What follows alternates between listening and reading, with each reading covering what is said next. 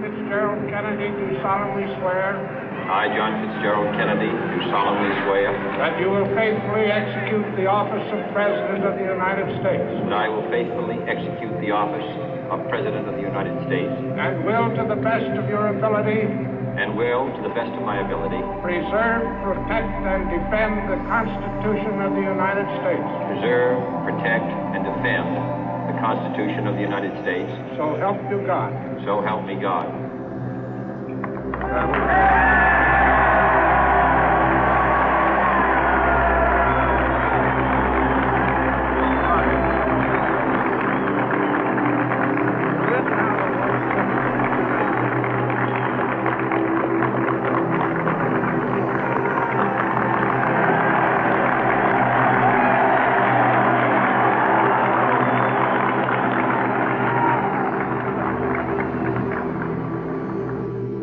Vice President Johnson, Mr. Speaker, Mr. Chief Justice, President Eisenhower, Vice President Nixon, President Truman, Reverend clergy, fellow citizens. We observe today not a victory of party, but a celebration of freedom, symbolizing an end as well as a beginning, signifying renewal as well as change. For I have sworn before you and Almighty God the same solemn oath our forebears prescribed nearly a century and 3/4 ago. The world is very different now, for man holds in his mortal hand the power to abolish all forms of human poverty and all forms of human life. And yet the same revolutionary beliefs for which our forebears fought are still at issue around the globe. The belief that the rights of man come not from the generosity of the state, but from the hand of God. We dare not forget today that we are the heirs of that first revolution. Let the word go forth from this time and place to friend and foe alike that the torch has been passed to a new generation of Americans born in this century, tempered by war, disciplined by a hard and bitter peace, proud of our ancient heritage, and unwilling to witness or permit the slow undoing of those human rights to which this nation has always been committed and to which we are committed today at home and around the world.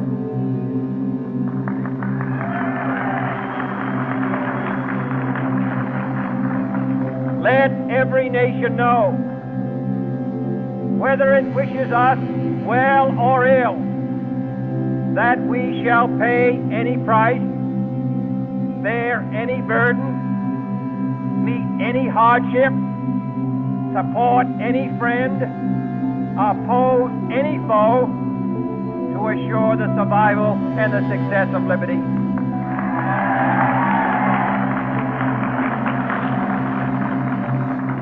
This much we pledge and more.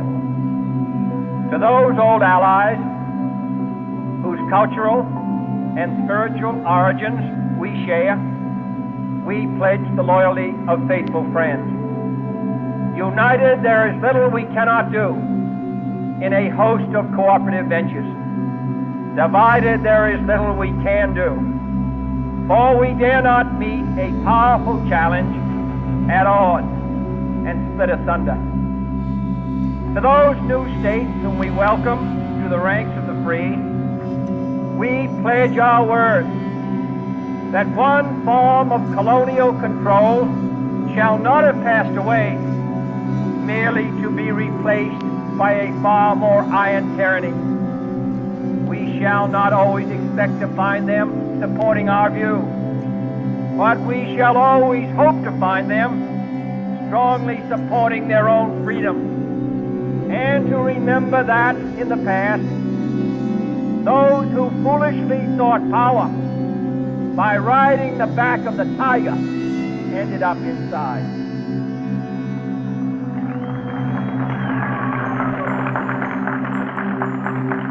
To those people in the huts and villages of half the globe, struggling to break the bonds of mass misery, we pledge our best efforts to help them help themselves. For whatever period is required, not because the communists may be doing it, not because we seek their votes, but because it is right. If a free society cannot help the many who are poor, it cannot save the few who are rich.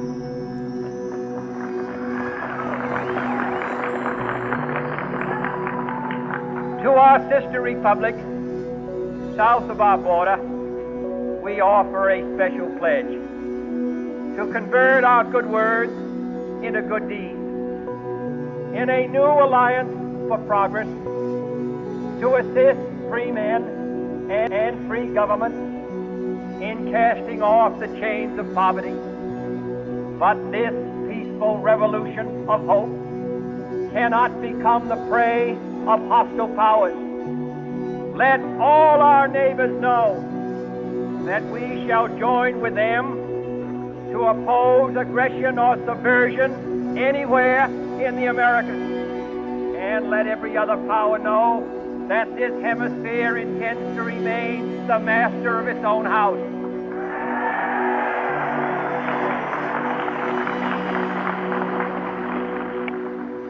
To that World Assembly of Sovereign States, the United Nations, our last best hope, in an age where the instruments of war have far outpaced the instruments of peace, we renew our pledge of support to prevent it from becoming merely a forum for invective, to strengthen its shield of the new and the weak, and to enlarge the area in which its threat may run. Finally, to those nations who would make themselves our adversary, we offer not a pledge, but a request that both sides begin anew the quest for peace. Before the dark powers of destruction, unleashed by science, engulf all humanity in planned or accidental self-destruction. We dare not tempt them with weakness, for only when our arms are sufficient beyond doubt can we be certain beyond doubt that they will never be employed. But neither can two great and powerful groups of nations take comfort from our present course, both sides overburdened by the cost of modern weapons, both rightly alarmed by the steady spread of the deadly atom, yet both racing to alter that uncertain balance of terror that stays the hand of mankind's final war. So let us begin anew, remembering on both sides that civility is not a sign of weakness, and sincerity is always subject to proof. Let us never negotiate out of fear, but let us never fear to negotiate.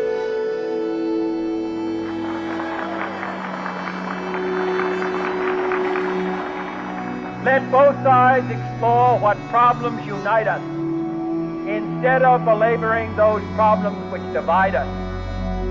Let both sides, for the first time, formulate serious and precise proposals for the inspection and control of arms, and bring the absolute power to destroy other nations under the absolute control of all nations.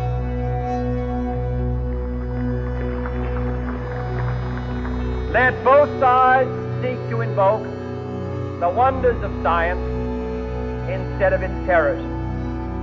Together, let us explore the stars, conquer the desert, eradicate disease, tap the ocean depths, and encourage the arts and commerce. Let both sides unite to heed in all corners of the earth the command of Isaiah to undo the heavy burden and let the oppressed go free.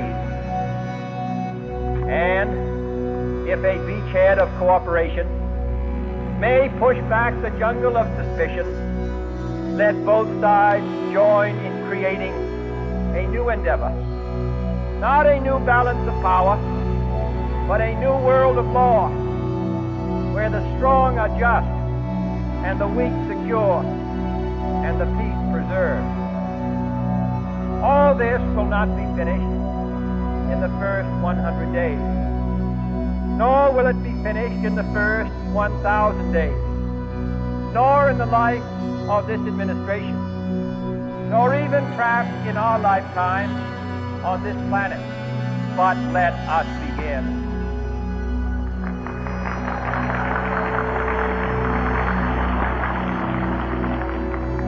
In your hands, my fellow citizens, more than mine, will rest the final success or failure of our course. Since this country was founded, each generation of Americans has been summoned to give testimony to its national loyalty. The graves of young Americans who answered the call to service around the globe. Now the trumpet summons us again, not as a call to bear arms, though arms we need, not as a call to battle, though in battle we are, but a call to bear the burden of a long twilight struggle, year in and year out, rejoicing in hope, patient in tribulation, a struggle against the common enemies of man, tyranny, poverty, disease, and war itself. Can we forge against these enemies a grand and global alliance, north and south, east and west, that can assure a more fruitful life for all mankind? Will you join in that historic effort?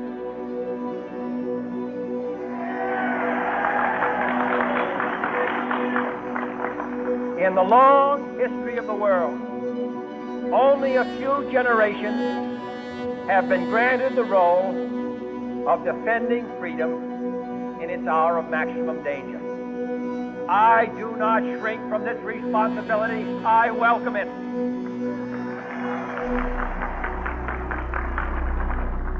I do not believe that any of us would exchange places with any other people or any other generation.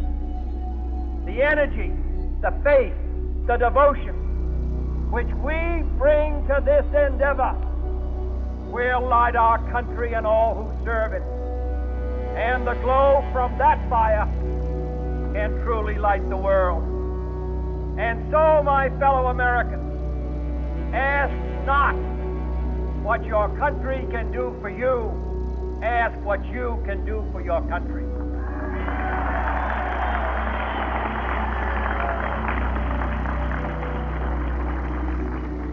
My fellow citizens of the world, ask not what America will do for you, but what together we can do for the freedom of man.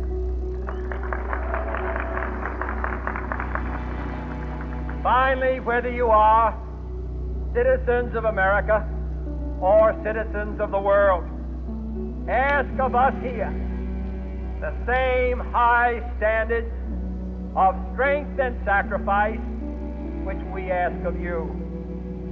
With a good conscience, our only sure reward, with history the final judge of our deeds, let us go forth to lead the land we love, asking His blessing and His help, but knowing that here on earth, God's work must truly be our own.